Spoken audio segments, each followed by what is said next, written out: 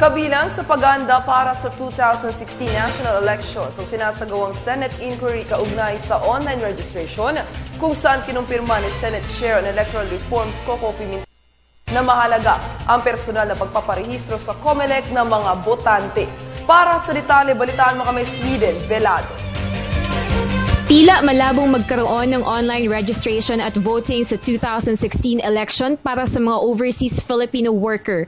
Sa pagdinig ng Senado sa Resolution number 439, nangangamba si Senate Chair for Electoral Reforms Coco Pimentel sa pagbabago ng sistema sa eleksyon. Giit pa ng mambabatas, sakaling gawing online ang botohan, kinakailangan ng bagong equipment at personal pa ring magparehistro ang mga boboto sa COMELEC office. Meron talaga tayong practical difficulty because of the need for the registrant to appear kasi ika-capture using COMELEC equipment ang kanyang tinatawag nating biometrics. Una nang sinuportahan ng Commission on Elections ang panukalang gawing online ang botohan para sa mga OFW, partikular na sa mga seaman na kadalasang naglalayag sa karagatan.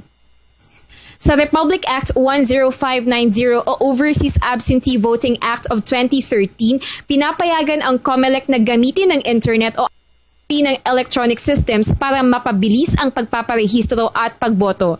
Samantala, ayon kay Attorney Albert Rodriguez ng Commission on Elections, hindi man posible ngayong 2016 ang online registration at voting, hindi ibig sabihin ay hindi na ito maaaring gawin sa mga susunod pang eleksyon. Maybe not 2016 but for future elections. The COMELEC has its own IT, no? Meron kami sariling departamento na nagko-conduct din ng mga researches, studies, and etc. And as part of their mandate, they are in a continuous process of developing softwares, etc. to improve our electoral system.